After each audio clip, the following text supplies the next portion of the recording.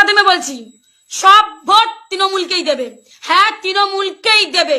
আচ্ছা, যদি ভোটটা না দিই, মারবা মারবা আমাদের? মারলে পরে পোঙাটা মারিও আর কি। কারণ নেতা মন্ত্রীরা সাধারণ মানুষের হুটকি মারিছে, এখন তাদেরই চেলাবেলার জন্য আমরা পুঙা পাইতে দিছি, মারলে পরে পুঙাটা মারিও ফেলেছি।